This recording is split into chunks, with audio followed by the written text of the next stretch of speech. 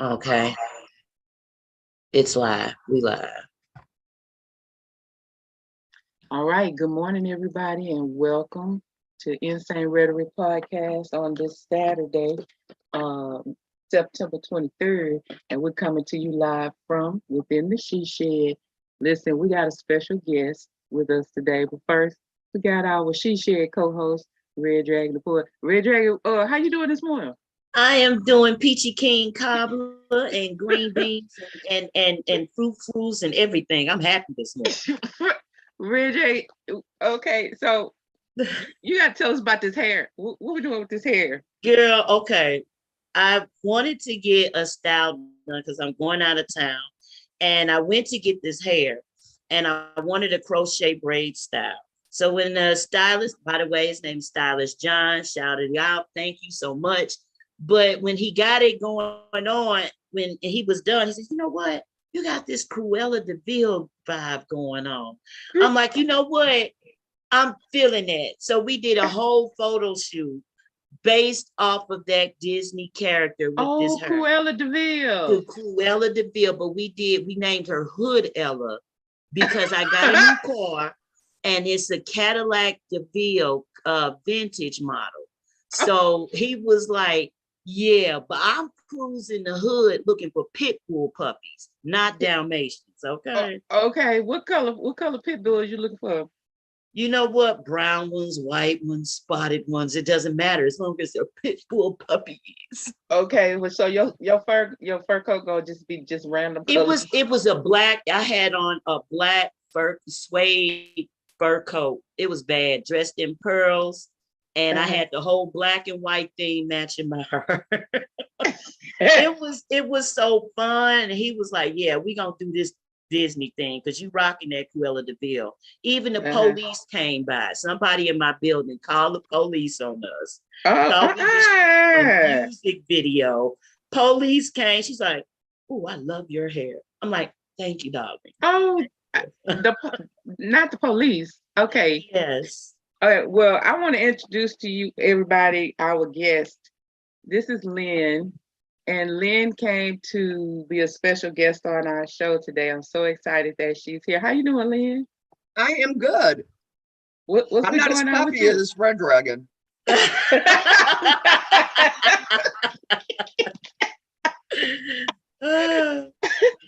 All right. So as you all know, um, we Fire and I, along with our one of our favorite people, token white guy, uh, we did a podcast on alcoholism, and as you all have figured out now, um, I like to bring I like to bring some topics to the she shed because some topics I just really think can be explored from a woman's perspective. So, if you remember, we talked about abortion a couple of weeks ago when the Supreme Court decided to overturn Roe versus Wade.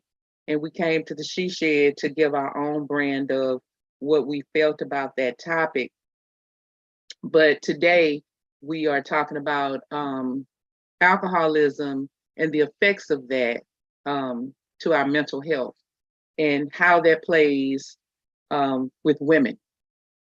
And so I'd like to start in a similar way that we started the show with me and Fire. I'd like to start by introducing Lynn and having her to share her story with us. Lynn, I'm not going to tell them any more than that. Would you share your story with us, please? Sure. Well, hey, all. My name's Lynn, and I am definitely an alcoholic, a sober one, thank goodness. Um, and I remember my first drink when I was 14 at the high school homecoming dance when I was a freshman.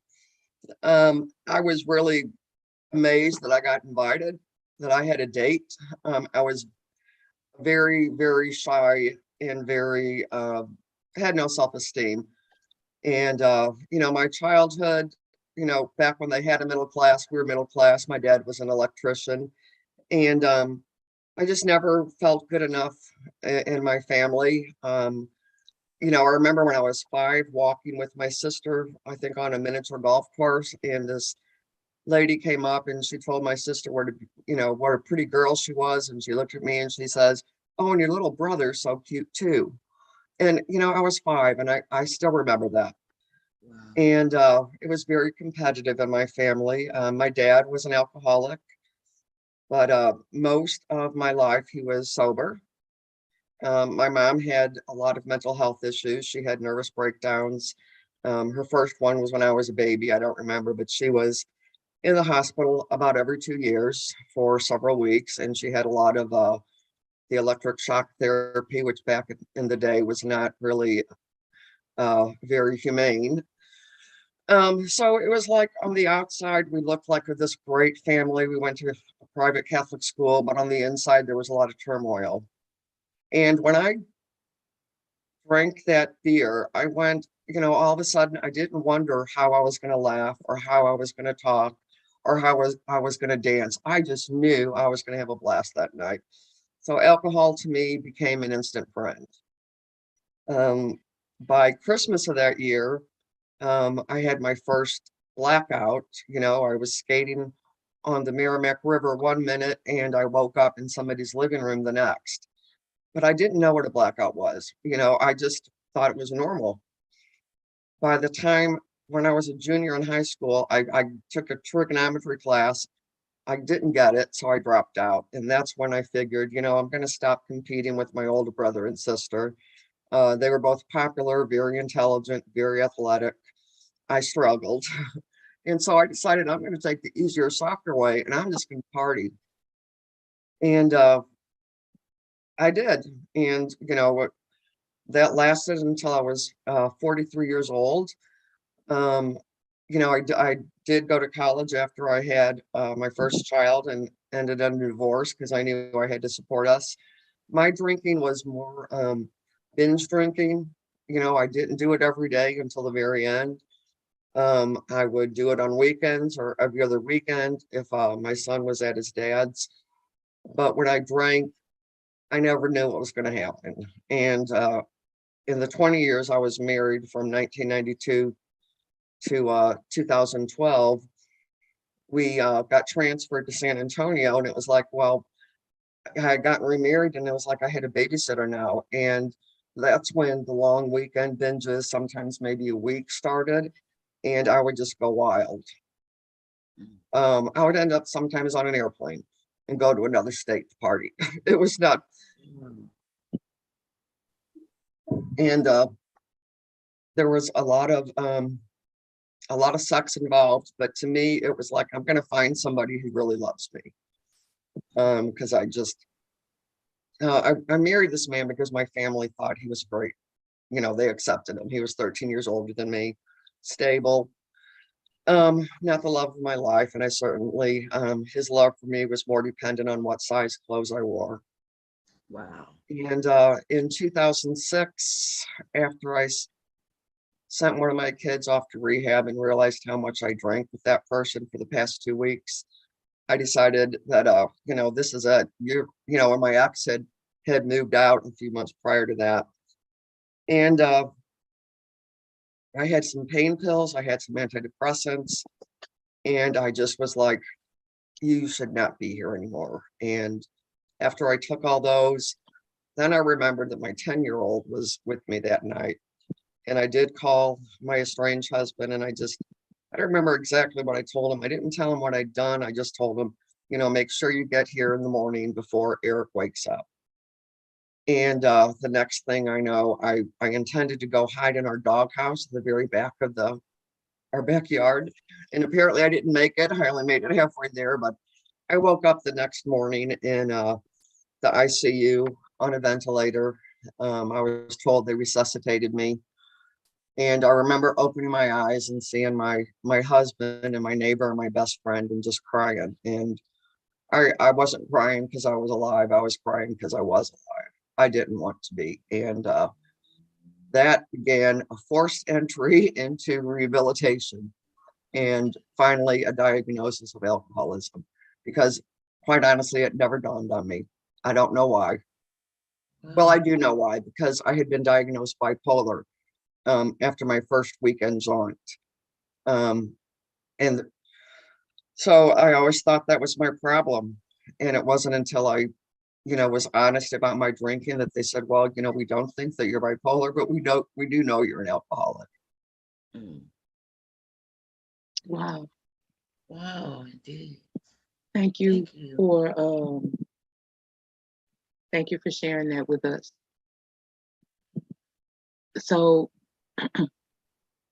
what I found very interesting about that story is that it resonates. I think it would resonate for so many women. Mhm. Everything. I was actually watching a YouTube video. I started it a couple of weeks ago, but then I was kind of watching it today as I was preparing to come on here. It just popped on. And it was two men talking about what men like about women's bodies. And they were men in their 40s, but they talked about how society has put so many stipulations out there about what women should look like. And, the airbrushed body and all of that. And you're right, our self-image starts at a very early age. And who says it to us has a lot to do with it too. So I'm getting ready to shock some people that know me. I was showing someone the pictures from the photo shoot I did recently. And I was looking at myself and how I looked through the lens of this photographer. And I had never seen myself look like that. I see myself in the mirror every day, but I had never seen myself like that. So I was amazed. I kept saying, "Oh my God, I'm pretty. Oh, I'm pretty. Oh, I'm pretty." Right? And the photographer said, "You just learning that today?"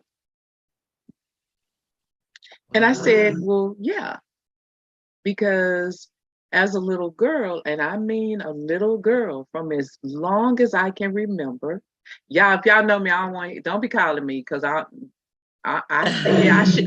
shared it on the show. Don't call me." From a little girl, someone very important to me, someone who was very integral in my life and my learning process, said to me, "You so ugly. You ugly." They said it to me on a daily basis. "You ugly."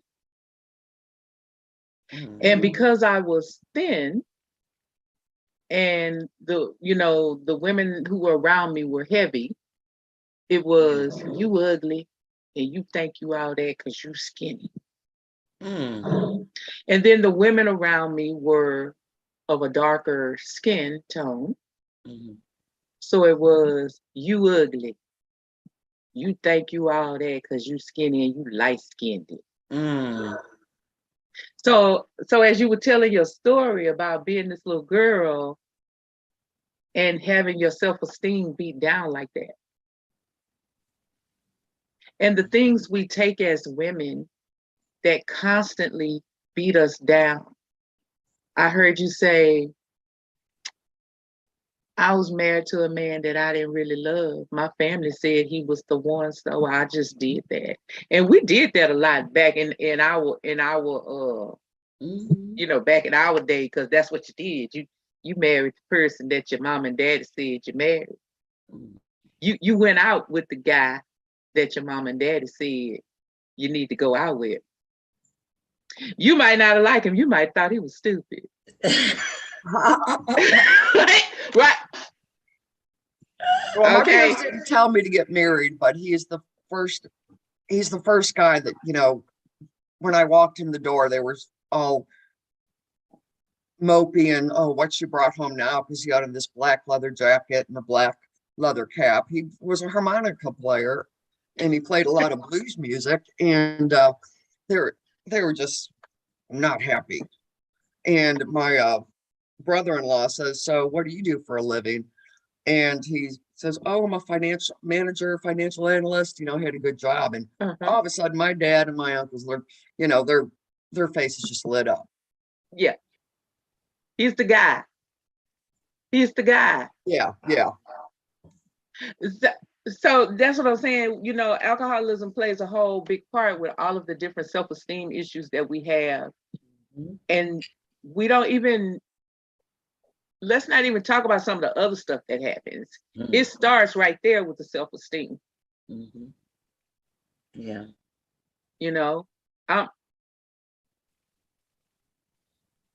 I'm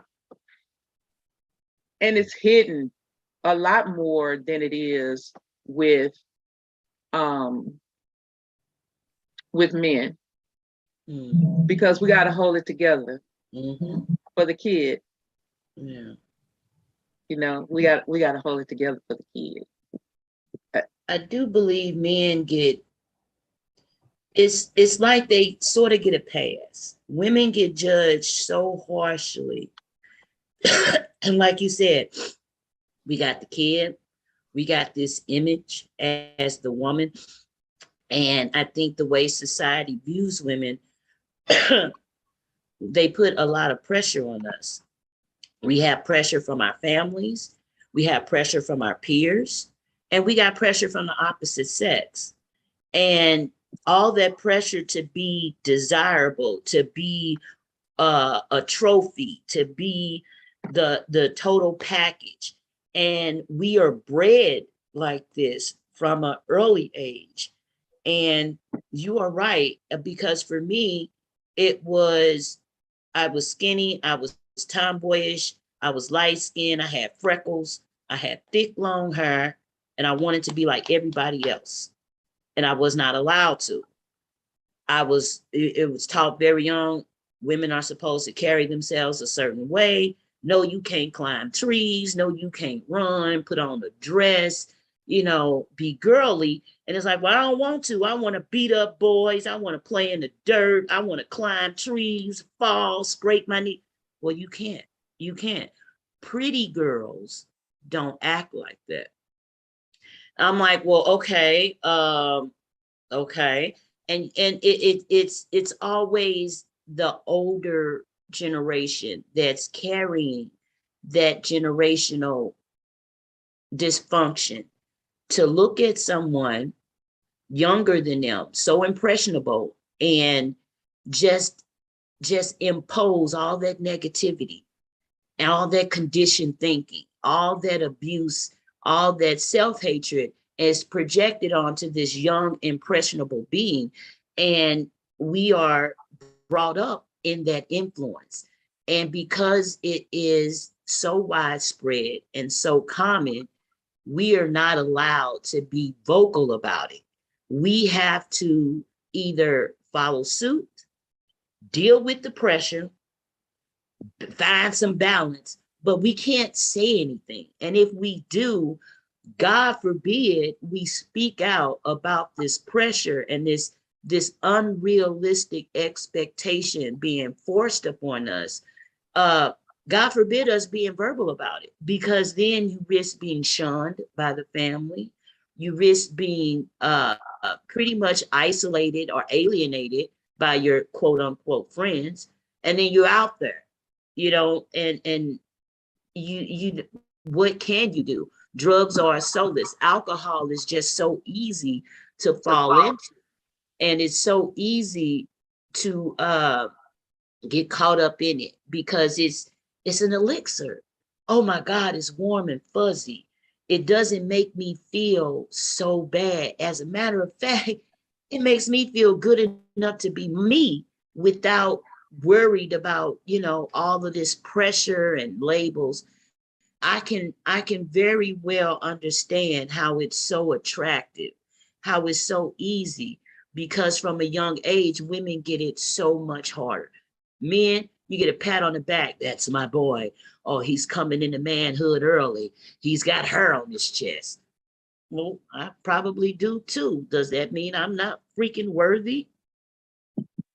It's hard because I think for women, we have this image in society, and it's so unfair and very, very misbalanced that I believe women probably suffer in silence a lot longer than a man, because once it's evident, it's like, oh my God, the breadwinner, the foundation, get this man some help. Well, he's probably dealing with so much and he's got to be the provider. So, but then you look at the woman, it's like, yeah, she knew better. She knew she shouldn't have been able. Come on, man, you should know better.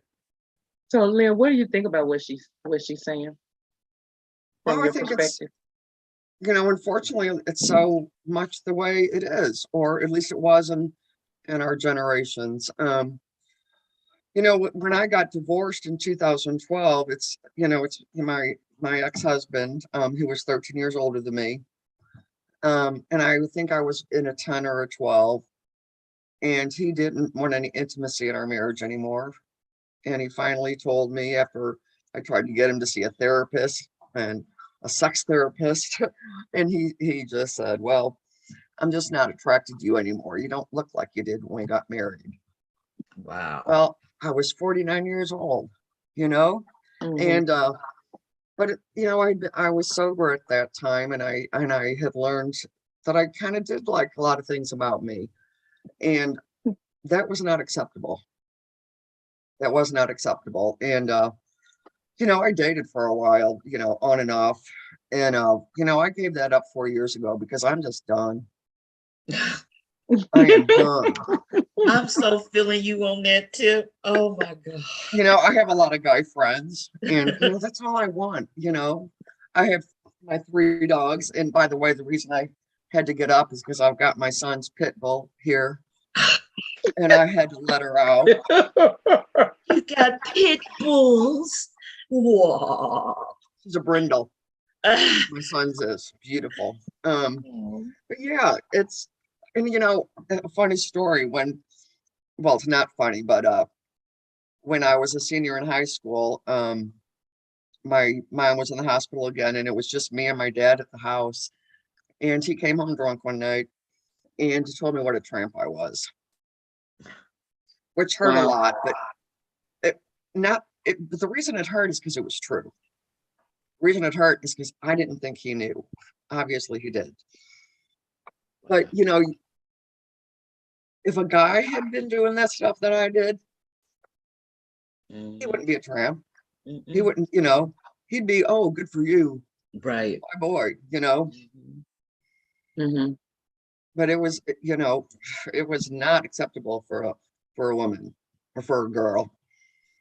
It certainly wasn't acceptable for me, but still, for your own father to call you a tramp and call you out on it. I don't think my brothers were virgins at that point. Right. So my first pregnancy, I definitely wasn't a tramp, but someone very close to me heard that I was pregnant and immediately called me a slut. Okay. And what was the dad? Exactly. Okay, that's a whole nother show. We're gonna have another show about that one. Okay. Yeah. But in the meantime, y'all go listen to Baby Daddy on any podcast station, and like, subscribe, and follow. In the meantime, y'all go listen to Baby Daddy. But anyway, we going down the right street together.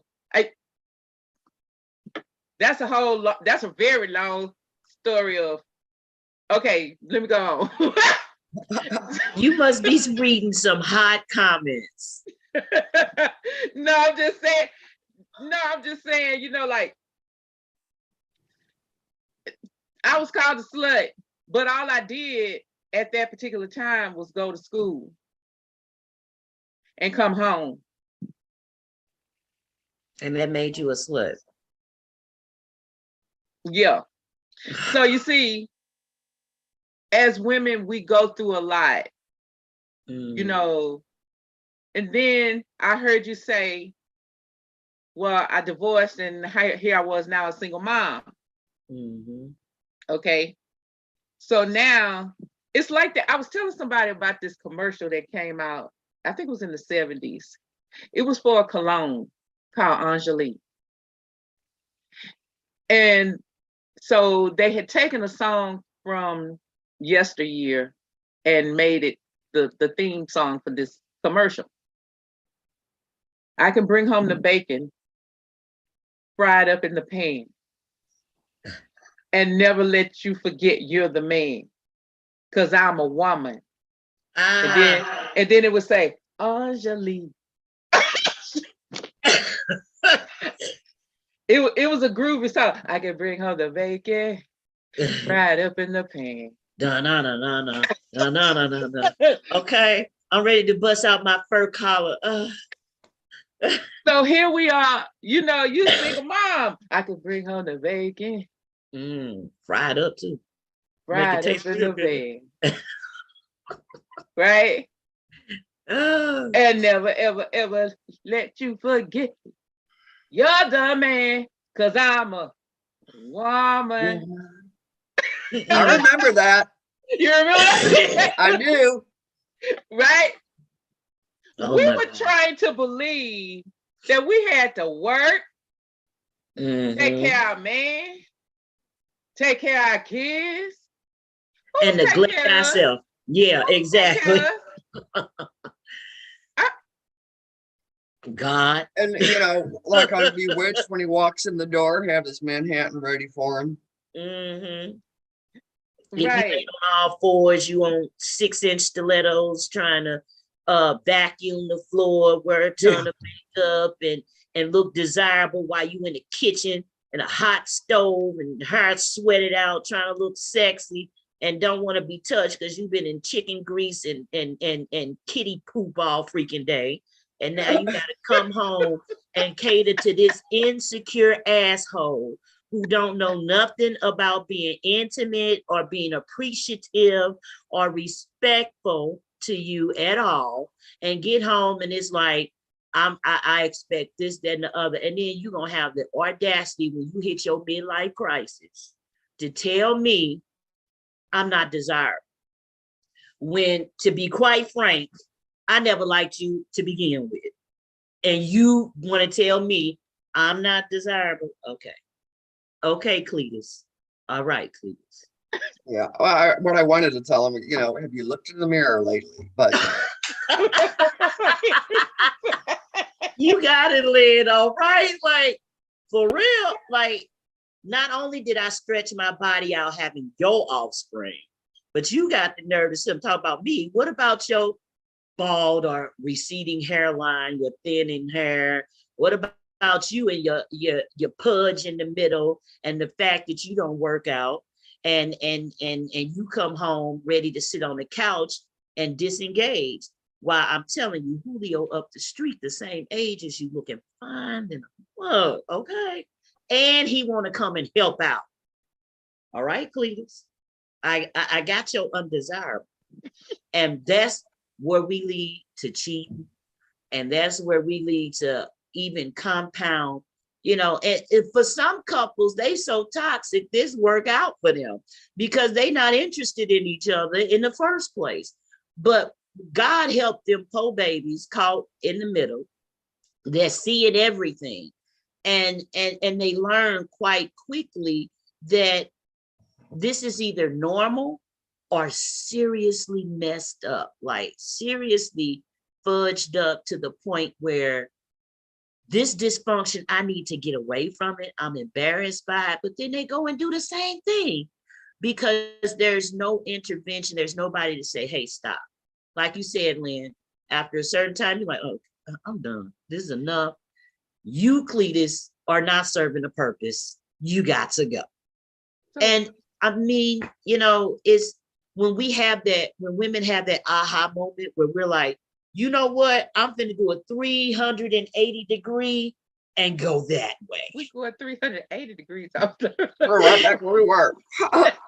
Well, I got to tell you what happened in the months following, you know, because I moved out. I moved into an apartment, and you know, I guess, you know, getting divorced, whether it's something you want or not, you know, you end up losing weight.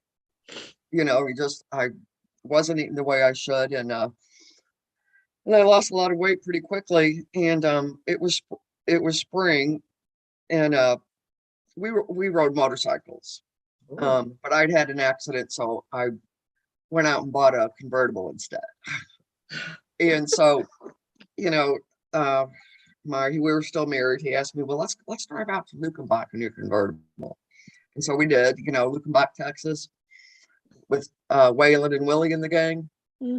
Okay. And so, you know, we get out there and there's music playing, of course, and he pulls me to the side away from the crowd and he says, listen, I just need you to know that I really, really love you and I really don't want to get divorced.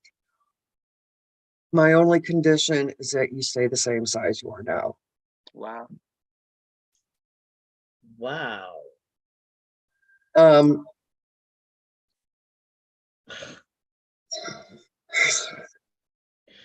Okay. I don't even know what to say.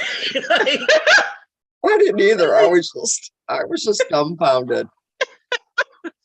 I love you, but can you just be skinny? Yeah. And that, you know, I made the mistake short after, I guess it was right before the divorce or right after the divorce. I made the mistake of going and talking to a priest because we've been married in the Catholic Church, and I wasn't going to the Catholic Church, and you know, this guy, I didn't know him, and he had a very strong Asian accent, and the only thing I could make sense that he told me was, you know, if you don't get your marriage annulled, you'll be an adulteress if you get into another relationship. Wow. And I got pretty ticked off. I guess you did. And in the program that I worked for my sobriety, you know, having a close relationship with your higher power is pretty essential. right. But instead of getting just pissed off at this person and this institution, I just got pissed off at what I call God. And so like 6 months later, and I guess I was divorced at that time, I got really drunk one night.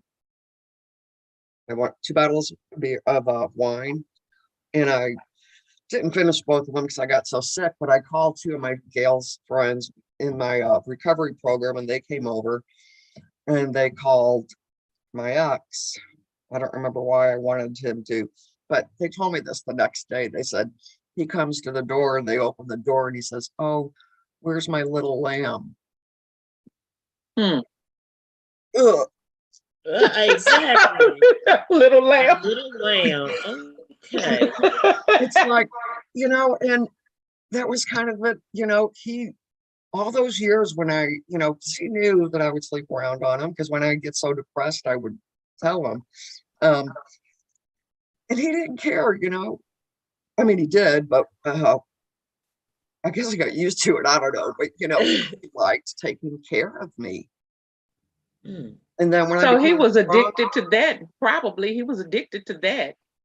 I think so, because then, you know, when I became, you know, I actually was the breadwinner, you know, because you know, it wasn't very long before, you know, my career took off, and I, you know, despite my drinking, and, you know, I brought home the majority of the money. And so, you know, what he did was he got fired from his job, and so he started teaching yoga part-time. He was really into that kind of stuff, and so it was like, he, you know, really got what he wanted out of the situation through my sobriety, but he didn't like the fact that he couldn't take care of me anymore because I had grown up. Mm. And that's really what it's all about too, isn't it? I like that. I like that. I grew up. Yeah. But I grew up, I didn't grow up in a negative way. I grew up in a positive way. I grew up the right way, right? Because we all grow up. Yeah. Yeah, I matured. You know, they talk a lot about how when people who are in active addictions, you know, your emotional maturity just stops. Mm-hmm. You know, and you know, in my drinking days, I would get very angry very easily. I mean, I broke a door. I kicked a hole in our, or not a hole, but a big dent in the washing machine one time, and um, you know, you just, it's like you emotionally, you're just very immature, and then when you get some sobriety under your belt, you know, you do mature. And it's like, I look back at my parents and my childhood, and it's like, you know, my parents loved me. They did the very best they could. You know, I can't blame my parents for anything, you know, because my parents could go back and blame their parents. They had it worse than I did, you know, and so on up the line. Um, Not all my siblings have come to that point. A couple of them have. And, you know, I just hope, you know, I mean, I look at the kind of mother that I was, how many times my kids saw me drink and how many times I couldn't make dinner because I was too drunk. And the countless number of times I was in the hospital because, I used to, when I would get really, really depressed about what I'd done, you know, I would always get suicidal, which is kind of, you know, so they put me in the hospital and they say, oh, well, we need to try some different medicines, you know, well, it's like, how about, we didn't talk about alcoholism in my family of origin. I don't know why, but you know, back in the day, you didn't talk about things. You know, here I am. They knew how much I drank, but it was never discussed. So until I was honest about my drinking, it was always another issue. You know, because all those pills I took for bipolar, they never changed a single thing about me. No, they don't. Thing. They The don't. binge drinking kept continuing. It get closer together. I'd still go out and do things I regret. So I'd still get depressed once I stopped drinking and realized all the things I did. And so, and honestly, it took me a little while once I had that final suicide attempt and started working a recovery program, because I was of the opinion, well, if I'm not bipolar, I'm not going to be an alcoholic. Okay. So I tried to control my drinking, and it didn't work. It's like when somebody introduced me about the fact that people try to control their drink, and I'm like, oh no, I never tried that. Let me give it a shot. That's hilarious, because it's like when you mention like the medication for bipolar, like I was diagnosed as being bipolar, but it wasn't to the extreme where I heard the voices and stuff like that. But it was enough to be classified, and I was put on medication. And what I hated was you're either too doped up to the point where you don't want to do anything, you're stuck, and you're a zombie, or and not to mention gain weight. Okay. Oh yeah, I did. Oh my God. On one of them, I did. And then your kids seeing you, like, if you're either, and then if you want to try and wean yourself, then you go to the extreme. You're nervous, you're all over the place, you're going through withdrawal because whatever they doping you up with is not in your system. So your body's reacting to it. So you don't know if you're coming or going. And then if you do take the pills, you're not going anywhere. You're just stuck and confused. That creates a cycle of mental instability, because I think that they're so quick to put a Band-Aid on a broken arm and say, here, you're medically this, but if you take this medication, then you're being treated, without ever discussing or diving deep into the root of the issue. Oh, you had this done to you as a childhood? Oh, yeah, that falls under this. Oh, what happened? Your parents were this, that, and oh, yeah, well, yeah, you're pretty fucked up. Okay, you know, it's shameful that the uncomfortable conversations have to be had with a therapist instead of at home with your loved ones where you can focus on healing, as opposed to someone clinically diagnosing every normal emotion with a clinical extreme and saying there's a pill for that. And then you Oh, I take could it. talk about that subject for a long And time. it's always a pill for something, ain't it? Oh, yeah. Everybody want to give you no herbs and help your body heal naturally. They want to dope you up and then tell you that not only are you an alcoholic, but now you're a drug addict because you hooked on the antidepressants that they're giving you to balance yourself. So if you ain't crazy, you sluttish. And if you ain't crazy and sluttish, you're a drug addict. And either way around, you're a bad influence on your kids. You know what? I give up. Somebody shoot me, put me out of my misery, or lock me up in a bedazzled straitjacket because I can't get She right say no matter bedazzled. what.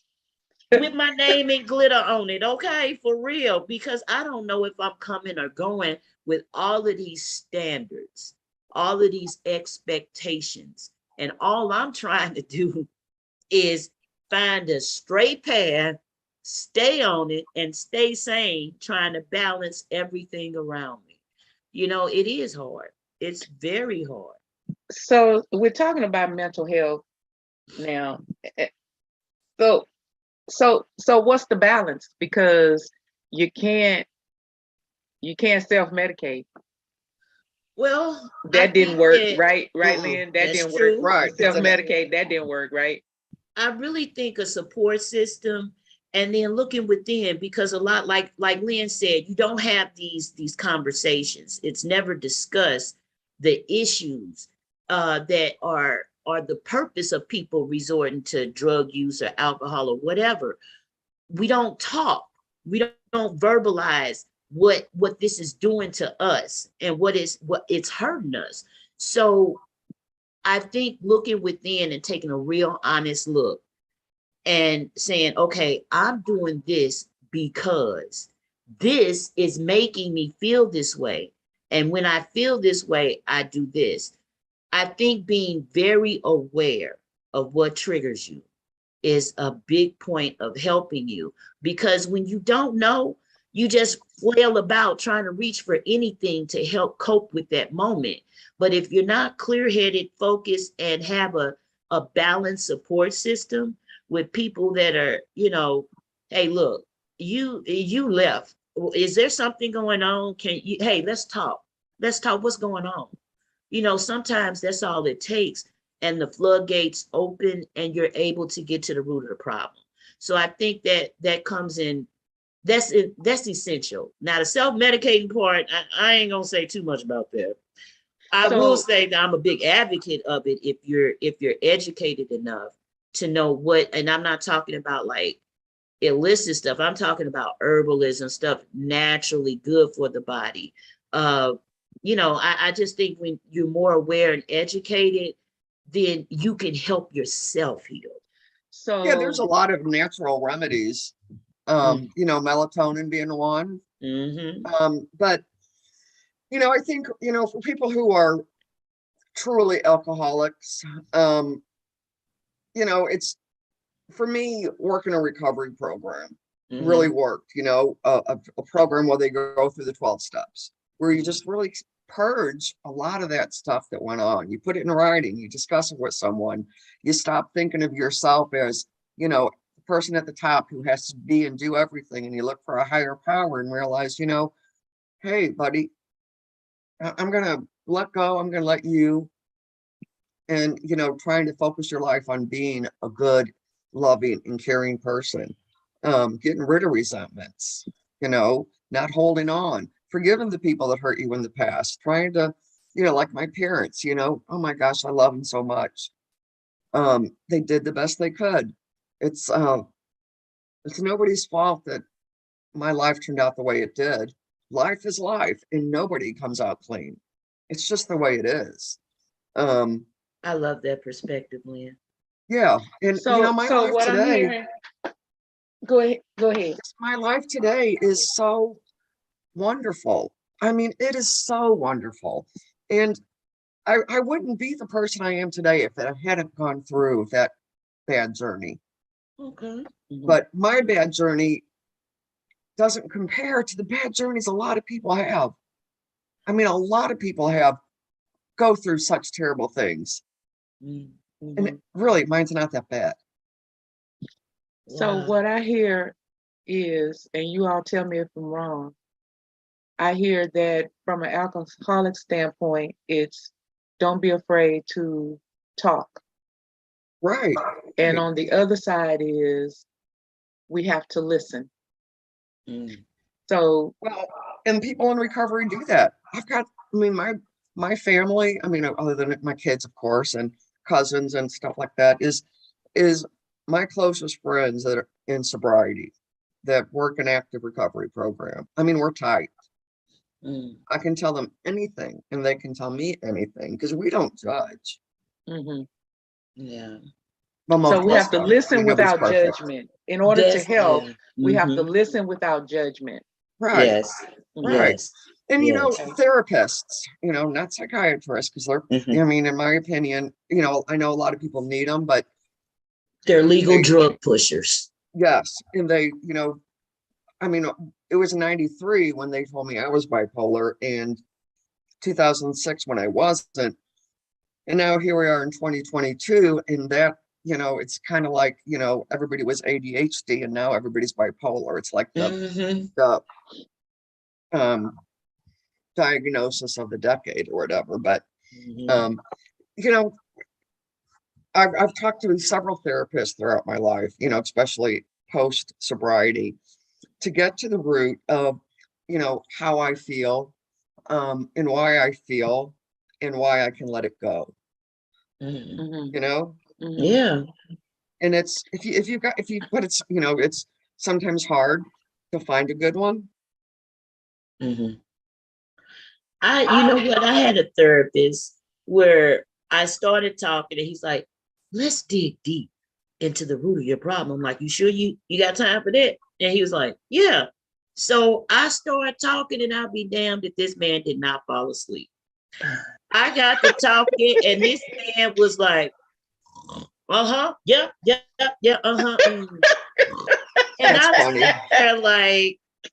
I was like, dude, you said let's get to the heart of the problem. I'm sitting up here talking about my mama. I'm talking about my daddy. I'm talking about everything. I'm getting and I look up and this man is nodding off. Needless to say, it stopped me from going to therapists and caused me to switch it up and look for a different type of support system. Yeah. But that was hilarious. I told people that story. They were like, oh my God, you got to stop talking to people. Oh my God. That was crazy.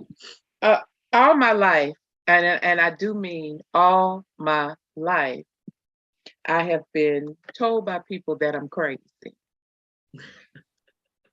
Even just earlier this week, someone who's relatively close to me told me I was crazy multiple times in that conversation as they defended some misbehavior that I was talking about. I'm crazy. I've been crazy all my life, but let me tell you, I'm finally accepting that I'm crazy. And I'll tell you why. All the stuff, if I could sit here and talk about all the stuff I went through as a kid, okay. I think I've mentioned on one of our episodes, if you listen on regular podcasts, not YouTube, I've been raped. Okay. Single mother. I've never had alcoholism or drug addiction, none of that. I'm like President Clinton, though. I did in hell. I'm not gonna say I've never done deeply anything deeply, right? Okay, I'm just saying that I never was. I didn't the binge drinking, all that. I didn't do none. Okay, so, but let me tell you why. Let me tell you about me. Why I'm crazy. I'm crazy because in my family, like if they were on here, they were like, yeah, I was the one in the family that would see the white elephant and be like, don't y'all see the white elephant in the room? Why we can't talk about the white elephant in the room? We're going to talk about the white elephant in the room? Come on, we got to talk about the white elephant in the room. And they would be like, girl, go over there and sit down, you crazy. Mm-mm. Girl, we don't talk about these things. Go over there and sit down, you crazy. But it's a white elephant in the room. No, go over there and sit down. Okay. Again, long story about me, and we all have our long stories, but I was clear that I needed a support system that really was a support system, right? So I kept friends in my life who might have been on the edge, a little gritty, ghetto, whatever, because I was kind of a white black girl. I'm old and stuff still go over my head. I'll be like, huh? What? Okay. A little naivete going on. Okay. But I see it. I want to speak on it. Right? And then I want to go ahead on and talk about it and move around. I don't like to throw things under the rug. Oh, yeah. Right? And then these friends that I keep around me, and they've been different seasons, different friends, but there's always one who can look at me and go, girl, that's some ghetto mess going on. We gonna come over here. Oh, okay, gotcha. Right? Okay. Oh my gosh. Okay, so for me, and I talked about this when we talked about alcoholism on the regular show last week before last.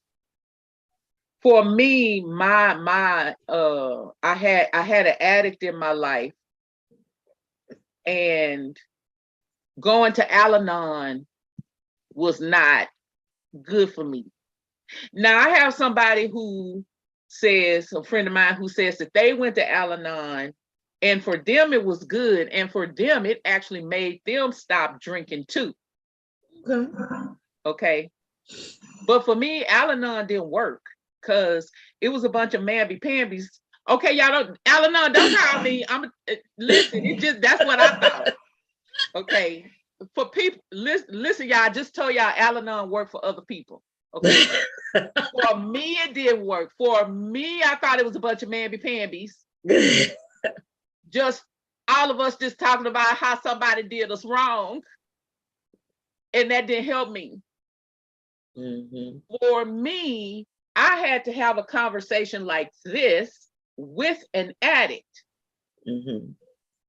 who said to me after they, because they made me, I went to a closed meeting, and the lady that took me, she stood up and told them why she had brought me to a closed meeting. And, yes, I swear I'm not going to tell y'all story. I promise to God. Okay. And then they let me tell my story.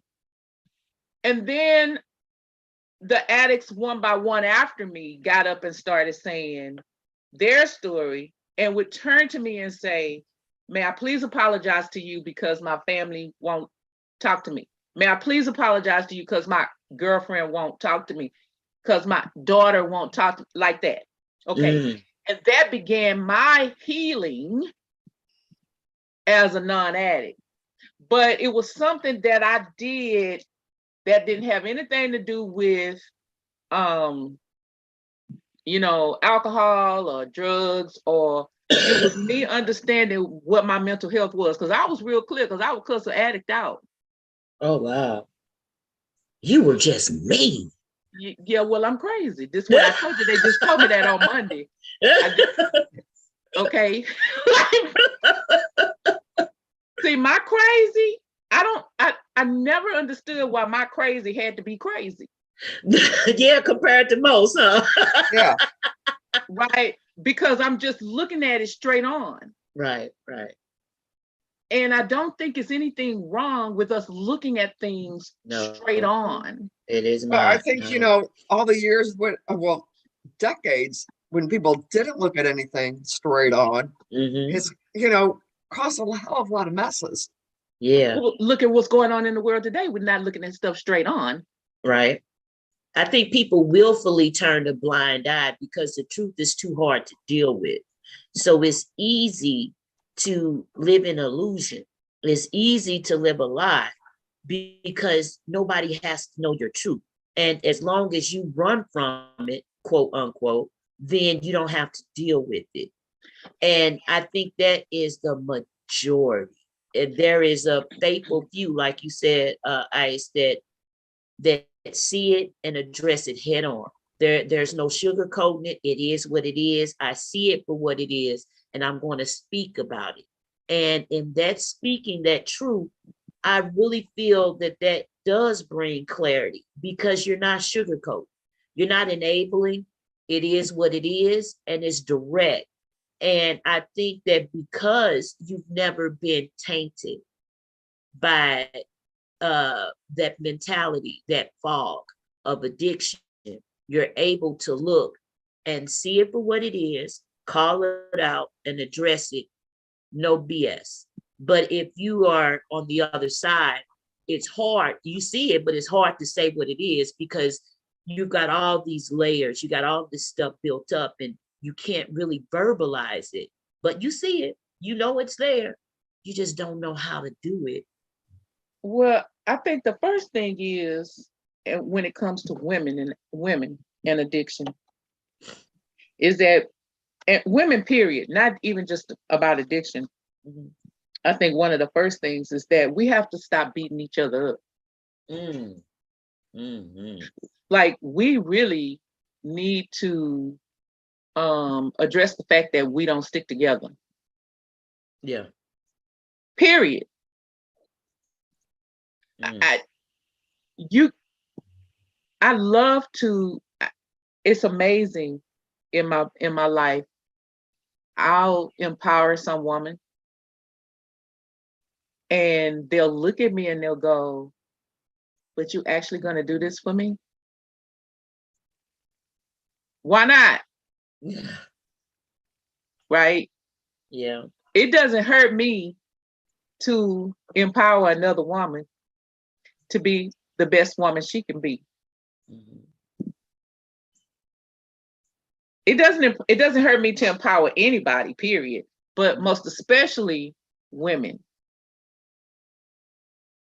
I've been through a lot as a woman, Mm-hmm. you know. Mm-hmm.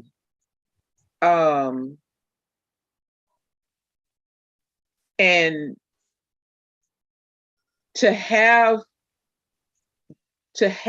the power to create a space for women, to create a space for everything that we go through Mm-hmm. is important to me. Yeah. This world can't work without a woman. Oh, don't get me started. We can't keep going without a woman, right? Exactly. So I think that alcoholism and addiction, mental health. What did you do, Lynn? So you cried because you weren't dead, right? Now what? You come out of the hospital and what are you thinking? Well, I had to go. I was in the hospital for about 2 weeks in another hospital. It was a dual diagnosis, and that's where things got straightened out. But um, I really was pretty confused for a little while. I started going to different recovery places. And it was really, it wasn't until I actually lost the urge to pick up a drink that I really had to start focusing on what do you like? Who are you? Are you a Democrat or a Republican? For an example, because if you're a Democrat and I was around you, that's what I was. If you're a Republican and I was around you, that's what I was. And so my because my husband at the time was only working part-time, he had taken over the cooking, he had taken over my gardening, pretty much everything I like to do. And so, I started cooking again. I found out that how much I really liked to cook. I started throwing sober parties for people. I found out how much I liked to entertain. That's still something I do. I have people over all the time. I love to make people happy. And I just really started focusing on trying to find out who I was. What do I like? What don't I like? What is acceptable? What is unacceptable? Like having to be a size 6 or a size 8. That wasn't acceptable. My body wasn't made for that. I started hanging around people and, going to meetings where I felt that there were more people like me, women's meetings, and hearing other women talk about the perspective and, listening about what their lives were like then, which I could relate to, but what they were like now. They were strong people. And we went shopping a lot. We spent a lot of time. We would go to eat a lot and we'd go shopping and I just started hanging around all these sober women that didn't judge me and built up my self-esteem and really found out what I liked and what I didn't like. Okay. I did, like, for example, I really didn't like my husband's harmonica playing.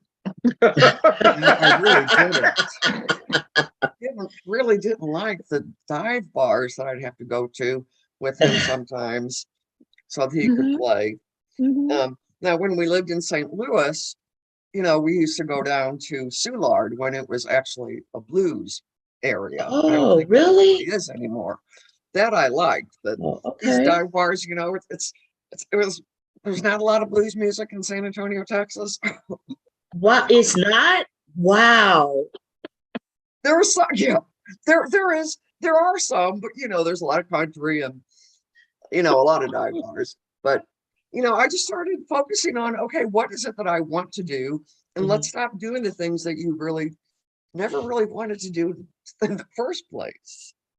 Including how I dressed, including how much makeup I wore, including how I wore my hair. Because he always liked it long. You see how short it is now? My hair is so curly.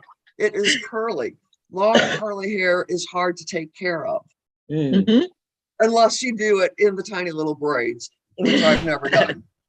I'm gonna tell you, Lynn, one time, it was in 1992. It was in 1992, I remember, because I had a child born in 1993. I shaved all my hair. I used to have my hair permed. So my hair is naturally kinky. I would perm it so it would be straight. And so, when it grows back in, you call it the new growth, right? So I shaved my hair down, put the #1 guard on the thing, and I shaved it down to the new growth, and I threw my hair at this man. Because he always was telling me, because I had 2 kids. I was always putting it back in the ponytail. My hair was down here, but I was always putting it back in the ponytail. He wanted me. We went somewhere one time, so I was looking cute, and I had the sister curls, and I was looking cute. And he was like, "You ain't to wear your hair like that." It's talking about my jewelry. Look. So I got the new growth, and I shaved my hair down to the new growth, and I threw it at him and put him out. Oh, I'm sorry. Go ahead, Lynn. Tell your story.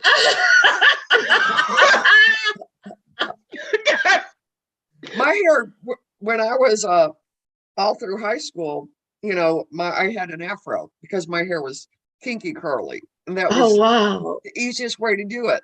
Okay. Um, I have, I've got some African American heritage on Oh, you my do? mom's side of the family, and I don't Okay. know where back. I don't. It has to do with when the Irish came over, and but Hmm. anyway, yeah, and I forgot what I was going to say. I know I threw you off with the Oh, throwing the hat at the man. and Go ahead. I used to try to straighten my hair Hmm. in high school a little bit. Didn't work, so I went with the afro. They call me Brillo head, but Oh my God. well, they were being funny. Uh-huh. It was, it was some song that that they would sing, and everybody would have a nickname, and that was mine. But I did the hair straightening when I was older. Uh-huh.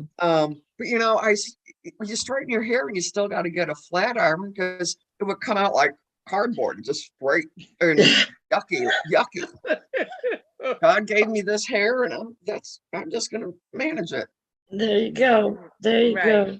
Well, I know we got off the subject, but the point was just finding your voice. Oh, yes.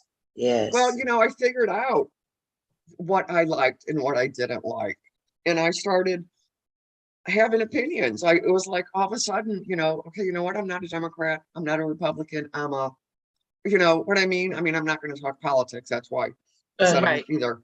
But and it was like, okay, um, I don't like tight leggings as much as I like my big bell or boot cut Levi's. Um, I don't like having to wear eyeliner. I Mm. don't. I don't like eyeliner. I just realized, and so instead of doing what people expected me to do, I Mhm. started really thinking about, okay, what does Lynn like?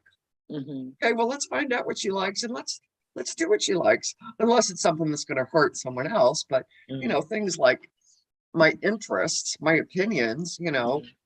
um, well, I mean, yeah, you can hurt somebody with your opinion, but Yeah. um, that wasn't the point. The point was knowing that I had an opinion. Yeah. Mm-hmm. Mm-hmm. You know And what, Lynn? I wanted to ask you, and it's to me, it's very fascinating because I've been brought up to believe white people don't have any of the same problems Black people do. That look on your face says so much. Yeah, And it's there like are some problems that are just human. there you go. And it's like I feel that the more I talk, the more we share our stories, that women in general, no matter what the color, we are so closely related with the trauma that we go through and endure from our families. And because we're brought up to believe, oh, this where if you're of this culture, then you don't have a clue as to what's going on. But if you from this culture, then you know everything because everything's it. But when we have conversations like this, where we are able to share, we find out that we have more in common than we realize, and that it's shameful that we put these barriers up and we cut off healing that way. Yeah. And I have been, man, Lynn, you're awesome to me, first off. Thank you. And I really, really got so much from your story because it made me think about, and I don't want to pick on one thing, but it made me think about a lot of white women I know, which is not a lot, but the ones I do know, it's like I always wondered what their story is. What makes them that way? Why are they like that? Do they go through do they understand? And you know what? Y'all do. We would understand each other so much more if we have conversations. And I really, really dig the fact that not only did you own up to the fact that, okay, your parents did the best, because a lot of us feel like blame them, they did it. Hey, they were messed up and they messed me up. I'm justified. But I really appreciate how you owned up and you're like, hey, they did the best they could. And life just happened. And I found in the midst of it all what I like. And once I realized what Lynn really, really loved, Lynn just was able to thrive. And you know, sadly, we don't give enough credit to our white sisters for being strong enough to recognize, hey, enough's enough. I need to break this generational curse. I need to step out and I need to do my own thing. And I can hold my own despite what I've been told. And I think if more Black women saw white women like that and white women the opposite, so much stereotype would be cut out. And the male agenda would be obliterated. And we would have a real sisterhood. We would really have a real supportive environment for women to be able to heal each other as well as themselves. We can become that support system for each other. We could. You know, I had to fill out some online thing for something the other day, and it came down to race. Mm-hmm. And of course, I had Caucasian on there, but I wanted to check the 2 or more races because, you know, okay, my skin's white sometimes. Well, it's kind of damaged from all these years, but you know, I'm German, I'm Irish, I'm Scottish. You know, when I look back to the ancestry, what I know about them, you know, a lot of these white people that are here in the US, you know, came here from other countries because they were being persecuted, or, you know, for whatever reason. And it's like, why have we decided that, you know, my race is Caucasian, my race is, well, I have to do a DNA test because there's so much in there. Okay. You know what I mean? And like my dogs, I have mutts. They're all, well, the pit bull, I think, is pit bull and one other thing, but the color of your skin doesn't tell anything about where you come from. Thank you. Not if you go back in time, you figure out how we all got here. Not if you live in the US. So what I think is interesting is that for those who can benefit from going to AA and working the AA program, because there are some who say they can't, it doesn't work for them. There's a lot of recovery programs out there, and there's a lot of different things. One of them. We're talking about AA because this is Lynn's experience.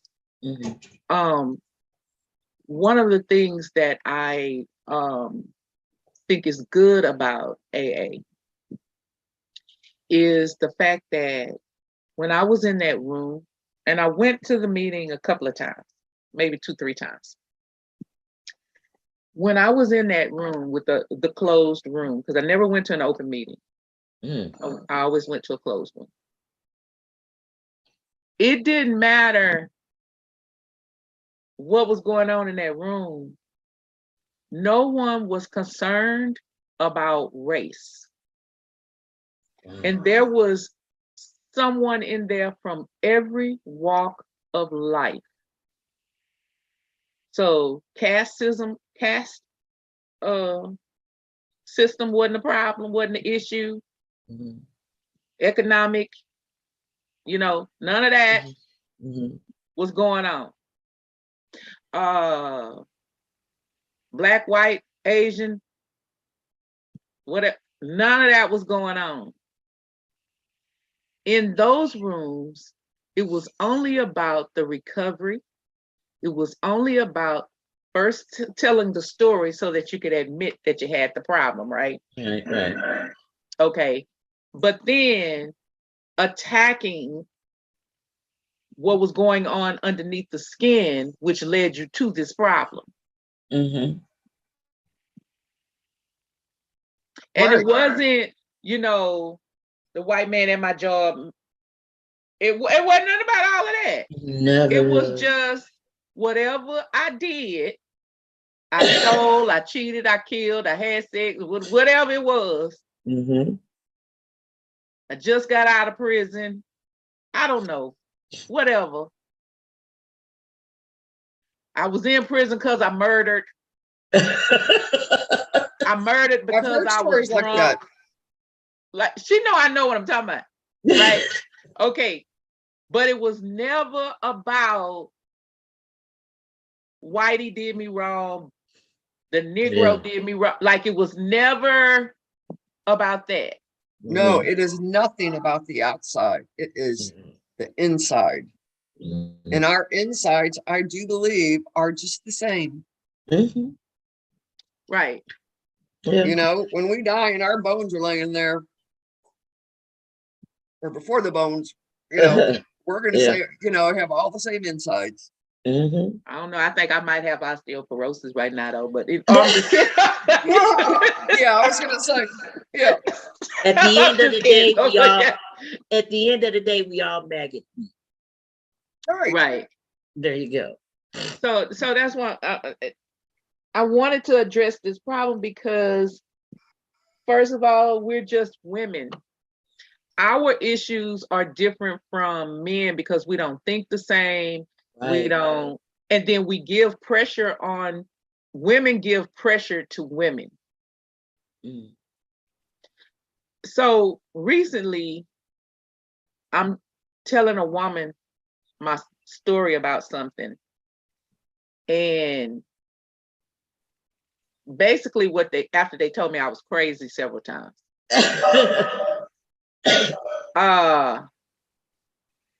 The way it came off was that I needed to adjust myself in order to deal with this issue.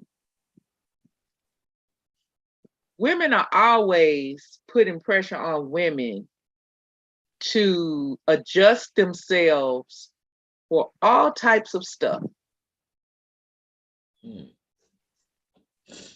We're having to adjust ourselves so that others can feel comfortable. Yeah, that's sad. We make our children feel comfortable. Whether we're in a you know, husband and wife kind of situation, partner situation, single mother, whatever, we make our children feel comfortable. Whether they sick, you know, they growing up and okay, you know, everything they do, we got to tell them how wonderful they are. So they little self-esteem, you know, they bring you that little ugly picture. And you put it, you know, you put it on the refrigerator and you're like, oh baby, this is so pretty. You're gonna be an artist when you grow up. Oh, regular Michelangelo. Like, what the hell is this? Like, you know, you gotta make your man feel good. You know, you gotta make your man feel good because he don't want to, you know, we can't emasculate the man. We gotta let it be the man. We gotta make him feel good. And we all wonder why Betty Ford had to come up with a clinic because she was over there making Gerald Ford look good, feel good. And she over there, she got back pain, and Gerald Ford over there, he over there telling the doctor, just give us some pills so she can feel better, so she can keep doing me.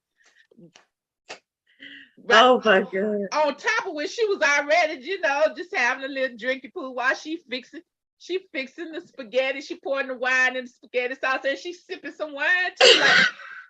Like, we do a lot behind the scenes in secret. Yes. And nobody cares if we feel. I told someone that the way they were speaking to me,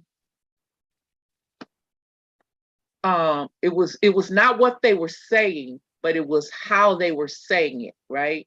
Okay.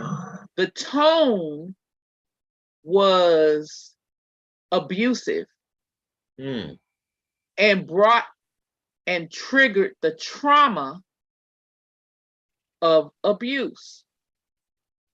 So could you just change the tone? Because I like to kick the white elephant out the room. I just tell you I don't mind kicking the white elephant out the room. But if you're talking to me like you're about to whoop my butt, I'm going to shut down. If you're talking to me like you're about to rape me,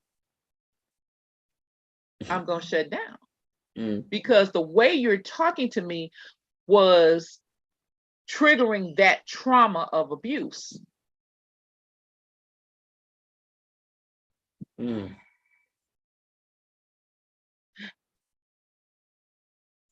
old. And I am just now, within these last couple of years of Insane Rhetoric, talking about these traumas. I've rarely talked about the traumas, because my father, when I started having children, and I was, can't get no sleep, Daddy, I can't get no sleep. And he would say, yeah, just, you're a mama now, baby. When your feet hit the floor, you just gotta get up and start running. Put one foot in front of the other, and start running. Right? Oh my goodness, yeah. And to this day, I still live my life. It doesn't matter about the trauma. It doesn't matter about this. It doesn't matter about that. I'm raising my kids. It doesn't matter about that. Just put one foot in front of the other and go. And so many women do that. I walked into a doctor's office. My son needed something for high school, physical or something. Something was going on with his hand. Okay. When we went to the doctor, and they used to always make me the last appointment, because we would come in there and we would be chitter-chattering it up, and I'd be laughing and carrying on. Okay.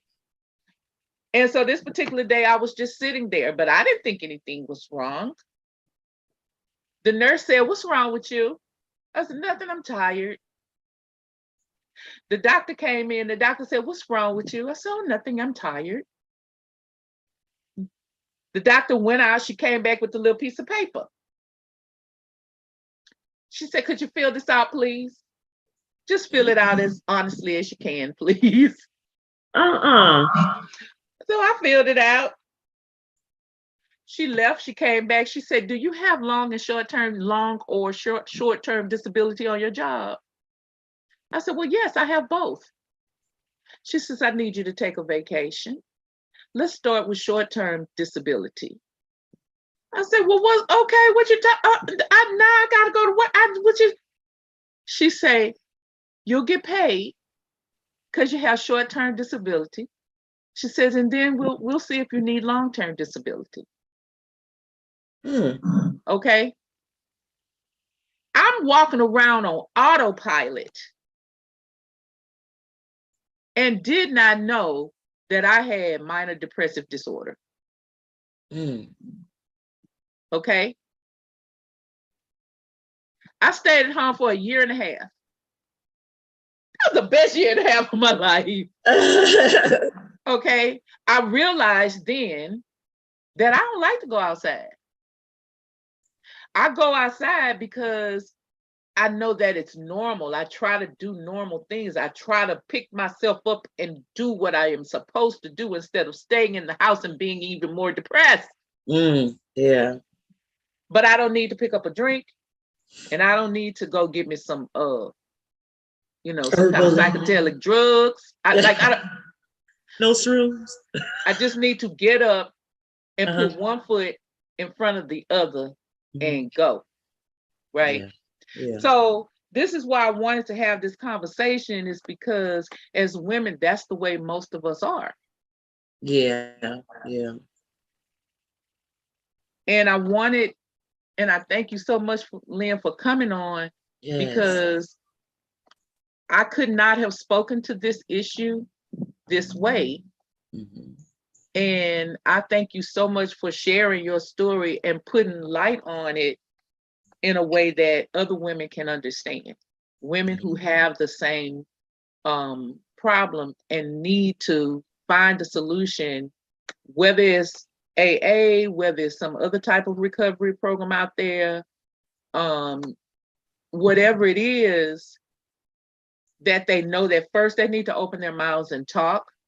And then whoever they're talking to needs to be listening constructively. Yes.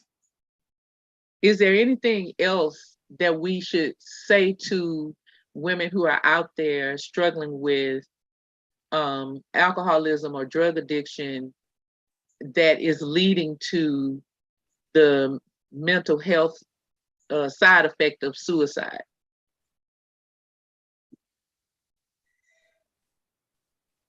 I think a lot of people choose that option because they don't know how to ask for help anymore.